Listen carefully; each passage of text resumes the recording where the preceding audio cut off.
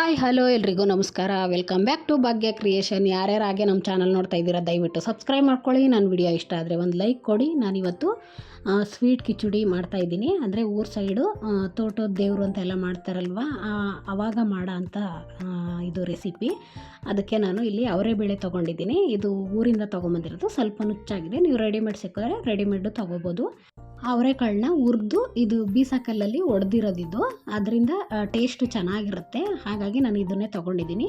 ನೀವು ಅಂಗಡಿಲಿ ರೆಡಿಮೇಡ್ ಸಿಗುತ್ತೆ, ಅದನ್ನು ತೊಗೊಂಡು ಮಾಡ್ಬೋದು. ಇಲ್ಲಿ 1 ಗ್ಲಾಸ್ ಅಕ್ಕಿ ತೊಗೊಂಡಿದ್ದೀನಿ, ಸ್ವಲ್ಪ ಅರಿಶಿನ ಪುಡಿ, 1-2 ಗೆಡ್ಡೆಯಷ್ಟು ಬೆಳ್ಳುಳ್ಳಿ, ಮತ್ತು ಸ್ವಲ್ಪ ಗಸಗಸೆ, ಕಡಲೆ, ಅಕ್ಕಿ ಮತ್ತು ತೆಂಗಿನ ತುರಿ ತೊಗೊಂಡಿದ್ದೀನಿ, ಮತ್ತು ಏಲಕ್ಕಿ ಪುಡಿ, ಸ್ವಲ್ಪ ತುಪ್ಪ, 1-2 ಸ್ಪೂನ್ ಆದರೆ ಸಾಕು. ಜಾಸ್ತಿ ಬೇಕು ಅಂದರೆ ನೀವು ಹಾಕ್ಕೋಬೋದು, ಅಂದರೆ ಆಪ್ಷನ್ಸ್ ಅಷ್ಟೇ. ಮತ್ತು ಬೆಲ್ಲ ಇಷ್ಟಿದ್ರೆ ಈ ಕ್ಲಾಸಾಗಿ ಸ್ವೀಟ್ ಅಡುಗೆ ರೆಡಿ ಆಗುತ್ತೆ. ಯಾವಾಗಲಾದರೂ ಸ್ವೀಟ್ ತಿನ್ನಬೇಕು ಮನೆಯವರೆಲ್ಲ ಅಂತಂದಾಗ ಬರೀ ಸ್ವೀಟ್ ತಿಂದರೆ ಬೇಜಾರಾಗುತ್ತೆ, ಮಾಮೂಲಿ ಸ್ವೀಟ್ಗಳು. ಅದ್ರ ಬದಲು ಈ ರೀತಿ ಅಡುಗೆನೇ ಮಾಡ್ಕೊಂಡು ತಿನ್ನೋದ್ರಿಂದ ತುಂಬ ಚೆನ್ನಾಗಿರುತ್ತೆ.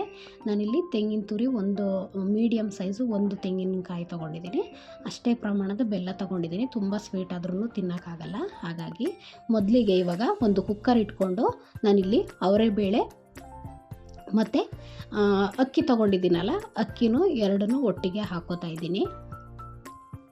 ಇವಾಗ ಇದನ್ನು ಚೆನ್ನಾಗಿ 1-2-3 ಸಲ ವಾಶ್ ಮಾಡ್ಕೋಬೇಕು.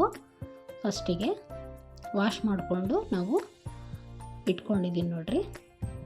ಇವಾಗ ಇದಕ್ಕೆ ನಾನು ಒಂದು 3 ಗ್ಲಾಸು 3.5 ಗ್ಲಾಸಷ್ಟು ನೀರು ಹಾಕ್ತಾಯಿದ್ದೀನಿ. ಯಾಕೆಂದರೆ 1 ಗ್ಲಾಸ್ ಅಕ್ಕಿ ಹಾಕಿದ್ದೀನಲ್ವ, ಅದಕ್ಕೆ 2 ಗ್ಲಾಸು. ಮತ್ತು ಬೇಳೆ ಇದೆಯಲ್ಲ, ಅದಕ್ಕೆ ಅದು ಒಣಬೇಳೆ ಹಸಿಬೇಳೆ ಅಲ್ವಲ್ಲ, ಅದು ಬೇಯಬೇಕು. ಹಾಗಾಗಿ ಅಂದರೆ ಇದು ಸ್ವಲ್ಪ ಮುದ್ದೆ ಥರ ಇದ್ರೂ ಓಕೆ, ಇಲ್ಲ ಉಡುಡಿಯಾಗಿದ್ರೂ ಓಕೆನೇ. ಇಲ್ಲಿ ನೋಡಿ 3 ಗ್ಲಾಸು ನೀರು ಹಾಕಿದ್ದೀನಿ. ನೀವು ಬೇಕು ಅಂದರೆ ಇನ್ನೂ ಸ್ವಲ್ಪ ಹಾಕ್ಕೋಬೋದು, ಒಂದು ಸ್ವಲ್ಪ ಮುದ್ದೆ ಥರ ಬೇಕು ಅನ್ನ ಅಂತ ಅಂದರೆ. ಇವಾಗ ಸ್ವಲ್ಪ ಅರಿಶಿನ ಪುಡಿ, ಮತ್ತು ನಾವು ಒಂದು 2 ಗೆಡ್ಡೆಯಷ್ಟು ಬೆಳ್ಳುಳ್ಳಿನ ಸುಲಿದು ಇಟ್ಟಿದ್ದೀನಿ, ಅದನ್ನು ಹಾಕ್ಕೋತಾ ಇದ್ದೀನಿ. ಇದಕ್ಕೆ ಹಾಗೆ ಹಾಕೋಬಾರ್ದು, ಈ ರೀತಿ ಸುಲಿದುಬಿಟ್ಟೆ ಹಾಕಬೇಕು. ಸಿಪ್ಪೆ ತೆಗೆದು ಹಾಕಿದ್ರೇ ಅದು ಟೇಸ್ಟು, ಇಲ್ಲಾಂದರೆ ಚೆನ್ನಾಗಿರಲ್ಲ. ಇವಾಗ ಅಂದರೆ ತೀರಾ ಮುದ್ದೆ ಆಗಬಾರ್ದು ಅನ್ನೋದಕ್ಕೆ 1 ಸ್ಪೂನಷ್ಟು ತುಪ್ಪನ ಹಾಕ್ತಾಯಿದ್ದೀನಿ. ಇಲ್ಲಾಂದರೆ ನೀವು ಹಾಗೇನೋ ಮಾಡ್ಕೋಬೋದು, ಅಂದರೆ ತುಂಬ ಸ್ಮ್ಯಾಶ್ ಥರ ಬೆಂದೋಗ್ಬಿಡುತ್ತೆ. ಹಾಗಾಗಿ 1/2 ಸ್ಪೂನಷ್ಟು ನಾನು ತುಪ್ಪನ ಹಾಕಿದ್ದೀನಿ. ನನಗೆ ಇನ್ನೂ ಸ್ವಲ್ಪ ನೀರು ಹಾಕೋಣ ಅಂತ ಹಾಕಿದ್ದೀನಿ. ಅಂದರೆ ಕರೆಕ್ಟಾಗಿ ಆಗುತ್ತೆ ಇದು. ಅಂದರೆ ಅವರೆಬೇಳೆ ಸ್ವಲ್ಪ ಬೇಯೋದು ಲೇಟು ಅಂತ ಎಲ್ರಿಗೂ ಹಂಗೆ ಅನ್ಕೋತಾರೆ. ಏನಿಲ್ಲ, ಈ ರೀತಿ ಸ್ವಲ್ಪ ತುಪ್ಪ ಅರಿಶಿನ ಪುಡಿ ಹಾಕಿದ್ರೆ ಯಾವ ಬೇಳೆ ಆದ್ರೂ ಬೇಗ ಬೇಯುತ್ತೆ. ನಿಮಗೆ ಬೇಕಾದ್ರೆ ತೋರಿಸ್ತೀನಿ ಯಾವ ರೀತಿ ಬೆಂದಿರುತ್ತೆ ಅಂತ. ಇವಾಗ ಇದನ್ನು ಲಿಡ್ಡನ್ನು ಕ್ಲೋಸ್ ಮಾಡೋಣ ಅಷ್ಟೇ. ಅಂದರೆ ಒಂದು ಸಲ ಮಿಕ್ಸ್ ಕೊಟ್ಬಿಟ್ಟು ಲಿಡ್ಡನ್ನ ಕ್ಲೋಸ್ ಮಾಡಬೇಕು. ಕ್ಲೋಸ್ ಮಾಡಿ ಇವಾಗ ಗ್ಯಾಸ್ ಹಚ್ಚಿ ಕುಕ್ಕರ್ನ ಇಡೋಣ. ಕುಕ್ಕರ್ನ ಇಟ್ಟು ಇದನ್ನು 1 ವಿಷಲ್ ಅಥವಾ 2 ವಿಷಲ್ ಹಾಕ್ಸಿದ್ರೆ ಸಾಕು. 1 ವಿಷಲ್ಗೆ ರೈಸ್ ಆಗೋಗುತ್ತೆ. ನಾವು ಬೇಳೆ ಹಾಕಿರೋದ್ರಿಂದ ಇನ್ನೊಂದು ವಿಷಲ್ ಆಗಲಿ ಅಂತ. ಈಗ ಅದನ್ನು ಪಕ್ಕದ ಒಲೆಗೆ ಶಿಫ್ಟ್ ಮಾಡಿಬಿಟ್ಟು ನಾನಿವಾಗ ಇದೇ ಒಲೆ ಮತ್ತು ಒಂದು ಪಾತ್ರೆ ಇಟ್ಕೊಂಡು ಈಗ ಬೆಲ್ಲನ ಕರಗಿಸ್ಕೊತಾ ಇದ್ದೀನಿ. ಅಂದರೆ ನೀವು ಹಾಗೆ ಬೇಕಾದರೆ ನೀರಲ್ಲಿ ನೆನೆಸ್ಬಿಟ್ಟು ಚೆನ್ನಾಗಿ ಸೋಸ್ಕೋಬೋದು, ಇಲ್ಲಾಂದರೆ ಈ ರೀತಿ ಕರಗಿಸ್ಕೊಂಡು ಮಾಡ್ಬೋದು. ನಾನಿಲ್ಲಿ 1/4 ಗ್ಲಾಸಷ್ಟು ನೀರು ಹಾಕ್ಕೊಂಡಿದ್ದೀನಿ. ಅಂದರೆ ತುಂಬ ಗಟ್ಟಿ ಪಾಕದ ಥರ ಮಾಡ್ಕೋಬಾರ್ದು, ಬೆಲ್ಲ ಕರಗಬೇಕಲ್ವ, ಸ್ವಲ್ಪ ತೆಳುವಾಗಿ ಸೋಸೋದಕ್ಕೂ. ಹಾಗಾಗಿ ಅಂದರೆ ನಮ್ಗೆ ಎಷ್ಟು ಕ್ವಾಂಟಿಟಿ ಸ್ವೀಟ್ ಬೇಕೋ ಅಷ್ಟನ್ನು ನಾವು ಹಾಕ್ಕೋಬೋದಲ್ವ ಈ ರೀತಿ ಕರಗಿಸಿದ್ರೆ, ಅದಕ್ಕೋಸ್ಕರ. ಇವಾಗ ಒಂದು ಜಾರ್ ತೊಗೊಳ್ಳೋಣ. ಜಾರ್ ತೊಗೊಂಡು ಅದಕ್ಕೆ ನಾನು ಗಸಗಸೆ ಎತ್ತಿಟ್ಟಿದ್ನಲ್ಲ ಅದನ್ನು ಹಾಕೋತಾ ಇದ್ದೀನಿ. ಮತ್ತು ತೆಂಗಿನ ತುರಿ ಪೂರ್ತಿ ಹಾಕೋತಾ ಇದ್ದೀನಿ. ಅಂದರೆ ಒಂದು ಮೀಡಿಯಮ್ ಸೈಜ್ ತೆಂಗಿನ ತುರಿ ತೊಗೊಂಡಿದ್ದೀನಿ, ಅದನ್ನು ಫುಲ್ ಹಾಕೋತಾ ಇದ್ದೀನಿ. ಅಂದರೆ ನಾವು ಕಾಯಲ್ಲಿ ಮಾಡೋದಕ್ಕೆ ಬೇಕೇ ಬೇಕು. ನಾವು ಅಂದರೆ 1 ಗ್ಲಾಸ್ ಅಕ್ಕಿಗೆ ಇಷ್ಟು ಬೇಕೇ ಬೇಕು, ಇಲ್ಲಾಂದರೆ ತುಂಬ ಕಮ್ಮಿ ಆಗೋಗ್ಬಿಡುತ್ತೆ. ಅಂದರೆ ತಿಕ್ನೆಸ್ ಗಟ್ಟಿ ಬೇಕೋ ತೆಳು ಬೇಕೋ ಮಾಡ್ಕೋಬೋದು.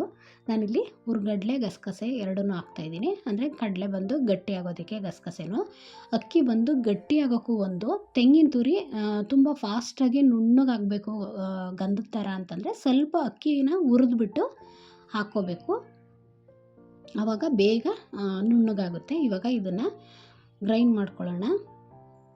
ಇವಾಗ ನೋಡಿ ಬೆಲ್ಲ ಕರಗ್ತಾ ಇದೆ, ಇನ್ನೊಂದು ಸ್ವಲ್ಪ ಕರಗಬೇಕು. ಅಷ್ಟರೊಳಗೆ ನಾನು ಮಿಕ್ಸಿ ಜಾರಲ್ಲಿರೋದನ್ನು ರುಬ್ಬಿಟ್ಟು ಎತ್ತಿಟ್ಕೊಂಡಿದ್ದೀನಿ ನೋಡಿ. ಇವಾಗ ನೋಡಿ ಇಷ್ಟು ನುಣ್ಣಗೆ ರುಬ್ಕೋಬೇಕು. ಅಂದರೆ ತುಂಬ ತರ್ತರಿಯಾಗೂ ಇರಬಾರ್ದು, ತುಂಬ ಆಗಾಗೇನೂ ಇರಬಾರ್ದು, ನುಣ್ಣಗೆ ರುಬ್ಬಬೇಕು. ಆದಷ್ಟು ಎಷ್ಟು ಸಾಧ್ಯನೋ ಅಷ್ಟು ನುಣ್ಣಗೆ ರುಬ್ಬಿದ್ರೆ ಚೆನ್ನಾಗಿ ಬರುತ್ತೆ. ಇವಾಗ ಒಂದು ಪಾತ್ರೆ ತಗೊಂಡು ಇವಾಗ ನಾವು ಬೆಲ್ಲನ ಕರಗಕ್ಕಿಟ್ಟಿದ್ವಲ್ಲ ಅದನ್ನು ಸೋಸ್ಕೊಳ್ಳೋಣ. ಅಂದರೆ ನಿಮಗೆ ಸ್ವೀಟು ಜಾಸ್ತಿ ಬೇಕಾ ಕಡಿಮೆ ಬೇಕಾ ನೋಡಿಕೊಂಡು ನೀವು ಹಾಕ್ಕೋಬೋದು. ನಾನಿಲ್ಲಿ ತೊಗೊಂಡಿರೋ ತೆಂಗಿನ ತುರಿಗೆ ಅಷ್ಟು ಬೆಲ್ಲ ಕರೆಕ್ಟಾಗುತ್ತೆ. ಹಾಗಾಗಿ ಅದಿನ್ನೂ ಸ್ವಲ್ಪ ಸ್ವೀಟೇ ಆಗುತ್ತೆ. ಅಂದರೆ ರೈಸ್ ಇದಲ್ವ, ಹಾಗಾಗಿ ಸ್ವೀಟ್ ಇರಲಿ ಅಂತಲೇ ಸ್ವಲ್ಪ ಸ್ವೀಟ್ ಹಾಕಿದ್ದೀನಿ. ನೀವು ಇದಕ್ಕಿಂತ ಇನ್ನೂ ಕಮ್ಮಿ ಕ್ವಾಂಟಿಟಿ ಸ್ವೀಟ್ ಮಾಡ್ಕೋಬೋದು. ಇವಾಗ ನೋಡಿ ನಾನು ಬೆಲ್ಲ ಎಲ್ಲ ಸೋಸಿದ್ನಲ್ಲ, ಅದಕ್ಕೆ ತೆಂಗಿನಕಾಯಿ ರುಬ್ಬಿದ್ನಲ್ಲ ಅದನ್ನು ಹಾಕೋತಾ ಇದ್ದೀನಿ. ನಾನಿಲ್ಲಿ ಎಲ್ಲ ಹಾಕಿ ಮಿಕ್ಸ್ ಮಾಡಿಕೊಂಡು ಸ್ವಲ್ಪ ನೀರು ಹಾಕ್ಕೊತೀನಿ, ಜಾಸ್ತಿ ಹಾಕ್ಕೊಳ್ಳಲ್ಲ. ಯಾಕೆಂದರೆ ಬೆಲ್ಲ ನಾನು ಕರಗೋದಕ್ಕೆ ನೀರು ಹಾಕಿದ್ವಲ್ಲ ಅದೇ ಸಾಕಾಗುತ್ತೆ, ಇಲ್ಲಾಂದರೆ ತುಂಬ ತೆಳುವಾಗಿಬಿಡುತ್ತೆ. ಮತ್ತು ಜಾರು ಸ್ವಲ್ಪ ಕಾಯಿ ತುರಿ ರುಬ್ಬಿರೋದೆಲ್ಲ ಇತ್ತಲ್ವ ಅದನ್ನು ಸ್ವಲ್ಪ ನೀರು ಹಾಕಿದ್ದೀನಿ. ಇನ್ನು ಮತ್ತೆ ನಾನು ನೀರನ್ನು ಹಾಕಲ್ಲ. ನೋಡಿ ಕ್ವಾಂಟಿಟಿ ಕರೆಕ್ಟಾಗಿ ಬಂದಿದೆ, ಇಷ್ಟಿದ್ರೆ ಸಾಕು. ಮತ್ತು ಇದನ್ನು ನಾನು ಬಿಸಿ ಮಾಡಲ್ಲ, ಏಕೆಂದರೆ ಬೆಲ್ಲದ ಪಾಕನೇ ಬಿಸಿ ಇರೋದ್ರಿಂದ ತೆಂಗಿನ ಹಾಲು ಅದೇ ಬಿಸಿ ಮಾಡಿದ್ರೆ ಅದೇ ಒಂಥರ ಟೇಸ್ಟ್ ಬರುತ್ತೆ. ಇನ್ನು ಬೆಲ್ಲ ತಣ್ಣಗಾದ್ಮೇಲೆ ಕಾಯಿ ತುರಿನ ರುಬ್ಬಿರೋದು ಹಾಕಿದ್ರೂ ಅದು ಒಳ್ಳೆ ಟೇಸ್ಟ್ ಬರುತ್ತೆ. ಇವಾಗ ಸ್ವಲ್ಪ ಏಲಕ್ಕಿ ಪುಡಿ, ಜಾಯಿಕಾಯಿ ಪುಡಿ ಹಾಕ್ಬಿಟ್ಟು ಮಿಕ್ಸ್ ಮಾಡಿಕೊಂಡ್ರೆ ಕಾಯಿ ಹಾಲು ರೆಡಿ ಆಯಿತು. ಈಗ ಜಾಯಿಕಾಯಿ ಪುಡಿ ಹಾಕ್ತಾಯಿದ್ದೀನಿ. ಫಸ್ಟಿಗೆ ಸ್ವಲ್ಪ ಏಲಕ್ಕಿ ಪುಡಿ ಹಾಕಿದ್ದೆ. ಇವಾಗ ಇದನ್ನು ಒಂದು ಮಿಕ್ಸ್ ಕೊಡೋಣ. ಇದು ಬಿಸಿನೇ ಇದೆ, ಕರೆಕ್ಟಾಗಿದೆ ಸ್ವೀಟು, ಅಷ್ಟೇ ಘಮ ಘಮ ಅಂತ ಇದೆ. ಕಾಯಿ ಹಾಲು ಅಷ್ಟು ಟೇಸ್ಟಿಯಾಗಿರುತ್ತೆ, ಸಖತ್ತು ಚೆನ್ನಾಗಿರುತ್ತೆ. ಒಂದು ಸಲ ಟ್ರೈ ಮಾಡಿ. ನಾವು ಯಾವಾಗಲೂ ಬೇರೆ ಬೇರೆ ಸ್ವೀಟೆಲ್ಲ ಮಾಡ್ತೀವಿ, ಮತ್ತು ಒತ್ತು ಶಾವಿಗೆ ಎಲ್ಲ ಮಾಡ್ತೀವಲ್ವ, ಅದ್ರ ಬದಲು ಈ ಥರ ಒಂದು ಸಲ ಮನೇಲಿ ಅದೆಲ್ಲ ತುಂಬ ರಿಸ್ಕು, ನಾವು ತಿನ್ನಬೇಕು ಅಂತ ಆಸೆ ಇರುತ್ತೆ ಕೆಲವ್ರಿಗೆ, ಅಂಥವರು ಈ ರೀತಿ ಬೇಕಾದರೂ ಮಾಡ್ಕೋಬೋದು. ಇದು ಒಂಥರ ಡಿಫ್ರೆಂಟಾಗಿ ಚೆನ್ನಾಗಿರುತ್ತೆ. ನೋಡಿ ಇವಾಗ ನಾನು ವಿಶಾಲ್ ಹಾಕ್ಸಿ ಎತ್ತಿಟ್ಟಿದ್ದೆ, ತಣ್ಣಗಾಗಿದೆ.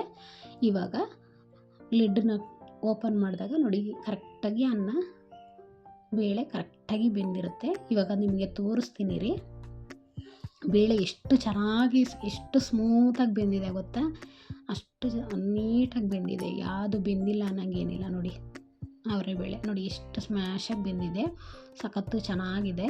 ಮತ್ತು ಫ್ಲೇವರ್ ಅಷ್ಟೇ ಮೂಗಿಗೆ ಹೊಡಿತಾ ಇದ್ರೆ ಈಗಲೇ ತಿಂದ್ಬಿಡೋಣ ಅನ್ನೋಷ್ಟು ಅಷ್ಟು ಆಸೆ ಆಗುತ್ತೆ, ಅಷ್ಟು ಚೆನ್ನಾಗಿದೆ. ನೋಡಿ ಇವಾಗ ಎರಡೂ ರೆಡಿ ಆಯಿತು.